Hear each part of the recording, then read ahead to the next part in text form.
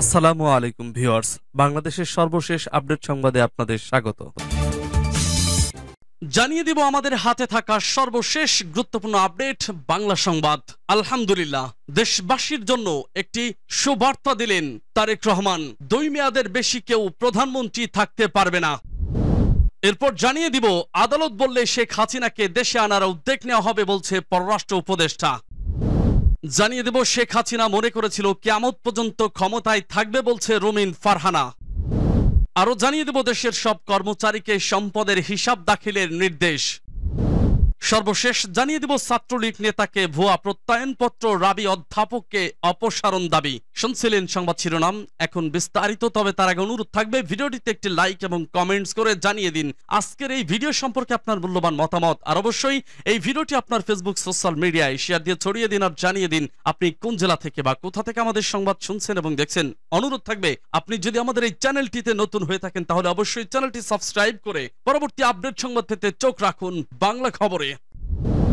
2 মেয়াদের বেশি কেউ প্রধানমন্ত্রী থাকতে পারবে না বলছে তারেক রহমান। একজন ব্যক্তি 2 মেয়াদের বেশি প্রধানমন্ত্রী থাকতে পারবে না বলে মন্তব্য করেছেন বিএনপির ভারপ্রাপ্ত চেয়ারম্যান তারেক রহমান। তিনি বলেন, ক্ষমতা কক্ষিগত করে আর কেউ যেন স্বৈরাচারী না হয়ে উঠতে পারে তা নিশ্চিত করতে বিএনপি সংবিধানে এমন ব্যবস্থা রাখতে চায় যাতে কেউ পরপর 2 বারের বেশি প্রধানমন্ত্রী হতে না পারে। রোববার তৃণমূল পর্যায়ে ধারাবাহিক মতবিনিময় সভার অংশ হিসেবে কুমিল্লা ও ফরিদপুরের নেতাকর্মীদের উদ্দেশ্যে দেওয়া বক্তব্যে তিনি এসব কথা বলেন। তারেক রহমান বলেন, গত 5ই আগস্ট স্বৈরাচার পতনের সঙ্গে সঙ্গে বাংলাদেশের মানুষের প্রত্যাশায় যুক্ত হয়েছে নতুন আশাবাদ আর পরিবর্তিত হয়েছে ভাষা। এই পরিবর্তিত নতুন ভাষা পড়তে ও বুঝতে হবে আর আশাবাদকে বাস্তবে রূপ দিতে হবে। সেটা না পারলে ছিটকে পড়তে হবে। বিএনপির ভারপ্রাপ্ত চেয়ারম্যান বলেন, এতদিন শুধু আওয়ামী লীগ ছিল প্রকাশ্য প্রতিপক্ষ। আমরা তাদের আক্রমণের ধরন বুঝতাম ও জানতাম। এখন ওরা ছাড়াও চারিদিকে অসংখ্য অদৃশ্য প্রতিপক্ষ। এদের অবস্থান অন্ধকার। এরা সর্বোচ্চ সতর্ক থাকতে হবে এই দৃশ্যমান আর অদৃশ্য প্রতিপক্ষ মোকাবেলায়। গত বছর জুলাই উপস্থিত 31 দফা কর্মসূচির মৌলিক বিষয়গুলো তুলে ধরে তিনি বলেন, বিএনপি ভবিষ্যতে এদেশে স্বৈরা শাসনের কবর রচনা করতে চায়। আইন, বিচার ও নির্বাহী বিভাগের মধ্যে ক্ষমতার ভারসাম্য রাখতে চায়।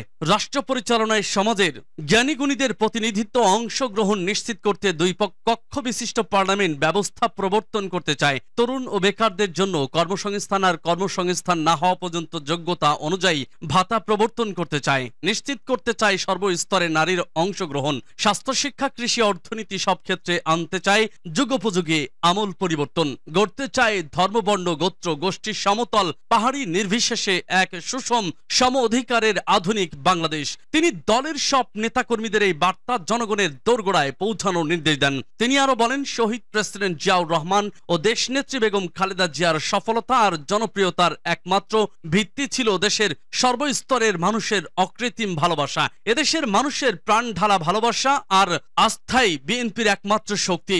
জনগণের এই প্রতিষ্ঠিত ভালোবাসাকে যে কোনো মূল্যে রক্ষা করতে হবে। কোনোভাবেই এটা বিনষ্ট করা যাবে না। আর কেউ যদি কোনো অপচেষ্টায় লিপ্ত হয় তাহলে সে যত বড়ই হোক, দল তাকে বিন্দুমাত্র প্রশ্রয় দেবে না বলে দৃঢ় সতর্ক বার্তা পৌঁছে দেন। বিএনপির পরিবার ঐক্যবদ্ধ থাকলে যে কোনো ষড়যন্ত্র মোকাবেলা করে অতীতের মতো আবারও দল হিসেবে সফল হবেন এই আশাবাদ ব্যক্ত করেন তিনি। আদালত বললে শেখ হাসিনাকে দেশে আনার উদ্যোগ নেওয়া হবে বলছে পররাষ্ট্র উপদেষ্টা। পররাষ্ট্র উপদেষ্টা তৌহিদ হোসেন বলেন, আদালত বললে শেখ হাসিনাকে ভারত থেকে ফেরত আনার উদ্যোগ নেওয়া হবে। বাংলাদেশে বিভিন্ন প্রকল্পে যুক্ত থাকা ভারতীয় কর্মীরাও দ্রুত ফিরবেন বলে জানিয়েছেন তিনি। রোববার দুপুরে পররাষ্ট্র মন্ত্রণালয়ে সাংবাদিকদের একথা জানান। ছাত্র জনতার গণ অভ্যুত্থানে গত 5ই আগস্ট প্রধানমন্ত্রীর পদ ছাড়ার পর শেখ হাসিনা ভারতে চলে যান। তিনি এখন কোন স্ট্যাটাসে ভারতে আছেন জানতে চাইলে পররাষ্ট্র উপদেষ্টা সাংবাদিকদের বলেন, এই মুহূর্তে শেখ হাসিনা কি স্ট্যাটাসে আছেন সেটা ভারতকেই জিজ্ঞাসা করুন।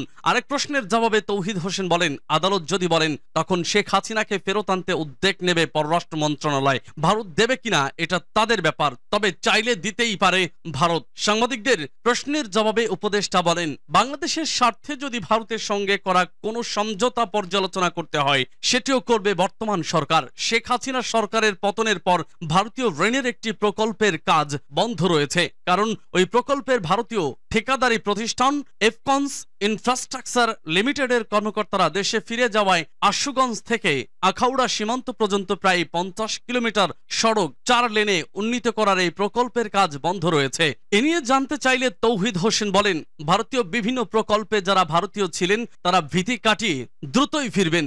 শেখ হাসিনা সরকারের পতনের পরদিন ঠিকাদারি প্রতিষ্ঠান এফকনস ইনফ্রাস্ট্রাকচার তাদের সব ভারতীয় কর্মীকে প্রকল্প এলাকা থেকে প্রত্যাহার করে নেয়, পরে তাদের নিজ দেশে ফেরত আনতে ভারতে নিয়ে যায়। বেশিরভাগ কর্মী আখাউড়া আগরতলা সীমান্ত দিয়ে ভারতে চলে যান বলে জানা গেছে। এখনো তারা কাজে যোগ দেননি। শেখ হাসিনা মনে করেছিল কিয়ামত পর্যন্ত ক্ষমতায় থাকবে বলছে রোমিন ফারহানা। বিএনপির সহ আন্তর্জাতিক বিষয়ক সম্পাদক ব্যারিস্টার রোমিন ফারহানা বলেছেন, শেখ হাসিনা মনে করেছিল কিয়ামত পর্যন্ত ক্ষমতায় থাকবে, কিন্তু তাকে বিদায় নিতে হয়েছে এক কাপড়ে। আওয়ামী লীগ সরকারের এমপি মন্ত্রীরা বিএনপি নেতাকর্মীদের গুম ও হত্যার নির্দেশ দিয়ে হিসাব রাখত। মূলত বিগত 15 বছরে আওয়ামী লীগের দুঃশাসনের সমুচিত জবাব দিয়েছে জনগণ। শনিবার সন্ধ্যায় ব্রাহ্মণবাড়িয়ার সরাইল উপজেলার শাহজাদপুর ইউনিয়ন প্রাথমিক বিদ্যালয়ে মাঠে দুর্গতদের জন্য আয়োজিত দোয়া অনুষ্ঠানে প্রধান অতিথির বক্তব্যে এসব কথা বলেন রোমিন ফারহানা। বলেন, শেখ হাসিনা মনে করেছিল কিয়ামত পর্যন্ত ক্ষমতায় থাকবে। শেখ হাসিনা পরনের কাপড়টা লইয়া কোনো মতে পালাইছে, লগেদা আরেকটা কাপড় লইতে পারে নাই।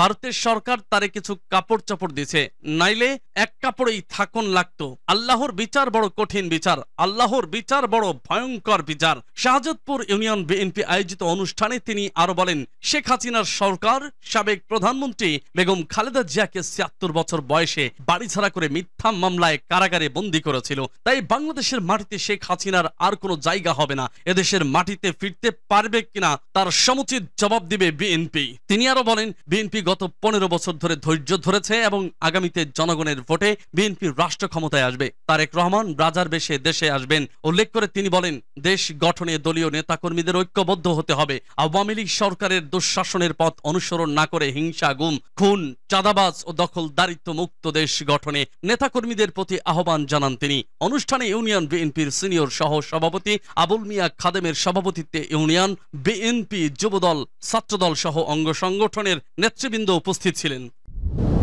দেশের সব কর্মচারীকে সম্পদের হিসাব দাখিলের নির্দেশ। দেশের সব সরকারি কর্মচারীকে সম্পদের হিসাব দাখিলের নির্দেশ দেওয়া হয়েছে বলে জানিয়েছেন জনপ্রশাসন মন্ত্রণালয়ের সিনিয়র সচিব মোহাম্মদ মোখলেসুর রহমান। রোববার জনপ্রশাসন মন্ত্রণালয়ের এক সংবাদ বিজ্ঞপ্তিতে তথ্য জানানো হয়। সিনিয়র সচিবের বরাত দিয়ে এতে বলা হয়, সব সরকারি কর্মচারীকে সম্পদ বিবরণী দাখিল করতে নির্দেশ প্রদান করা হয়েছে। এর আগে গত 24শে আগস্ট স্বচ্ছতা ও জবাবদিহিতা নিশ্চিতের লক্ষ্যে সুপ্রিম কোর্টে কর্মরত বিচার বিভাগীয় কর্মকর্তা ও তাদের পরিবারের সদস্যদের সম্পদের হিসাব বিবরণী 1 সেপ্টেম্বরের মধ্যে দাখিলের নির্দেশ দেওয়া হয়। সুপ্রিম কোর্টের রেজিস্ট্রার জেনারেল আজিজ আহমদ ভুইয়া স্বাক্ষরিত এক সংক্রান্ত বিজ্ঞপ্তিতে বলা হয়, বিচার বিভাগের স্বচ্ছতা এবং জবাবদিহিতা নিশ্চিতকরণের লক্ষ্যে সুপ্রিম কোর্টের পরামর্শক্রমে আইন মন্ত্রণালয়ের স্মারক মূলে বাংলাদেশ জুডিশিয়াল সার্ভিসে কর্মরত সব বিচার বিভাগীয় কর্মকর্তা এবং তাদের পরিবারের সদস্যদের দেশে ও বিদেশে অবস্থিত সম্পদের হিসাব বিবরণী জমা দেওয়ার নির্দেশ প্রদান করা হয়েছে। সেই লক্ষ্যে সুপ্রিম কোর্টে কর্মরত বিচার বিভাগীয় কর্মকর্তারা এবং তাদের পরিবারের সদস্যদের দেশে ও বিদেশের সম্পদের হিসাব বিবরণী আগামী 1 সেপ্টেম্বরের মধ্যে সংযুক্ত ফরম অনুযায়ী রেজিস্ট্রার জেনারেলের দপ্তরে দাখিল করার জন্য প্রধান বিচারপতি অভিপ্রায় ব্যক্ত করেছেন। বিজ্ঞপ্তিতে আরো বলা হয়, এই অবস্থায় সুপ্রিম কোর্টে কর্মরত বিচার বিভাগীয় কর্মকর্তারা এবং তাদের পরিবারের সদস্যদের দেশে ও বিদেশের সম্পদের হিসাব বিবরণী আগামী 1 সেপ্টেম্বরের মধ্যে সংযুক্ত ফরম অনুযায়ী রেজিস্ট্রার জেনারেলের দপ্তরে দাখিল করার জন্য সুপ্রিম কোর্টে কর্মরত বিচার বিভাগীয় কর্মকর্তাদের নির্দেশ প্রদান করা হলো। ছাত্রলীগ নেতাকে ভুয়া প্রত্যয়নপত্র, রাবি অধ্যাপককে অপসারণ দাবি।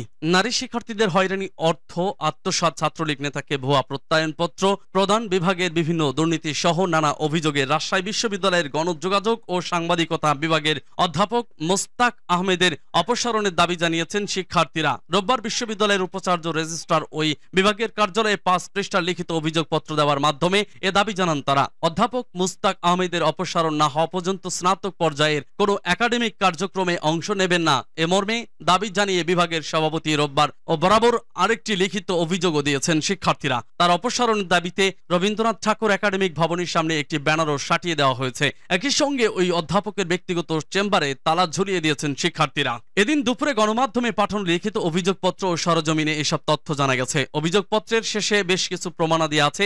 স্নাতক পর্যায়ের 2209 শিক্ষার্থীদের মধ্যে 192 জন শিক্ষার্থী তার অপসারণের দাবিতে অভিযোগপত্রের সংযুক্তিতে স্বাক্ষর করেছেন। কোটা বিরোধী ছাত্র আন্দোলন চলাকালে অধ্যাপক মুস্তাক আহমেদ তার ফেসবুকে যৌক্তিক আন্দোলনের বিপক্ষে একের পর এক বিভিন্ন উস্কানিমূলক ও অনৈতিক ভাষায় পোস্ট দেন বলেও লিখিত অভিযোগ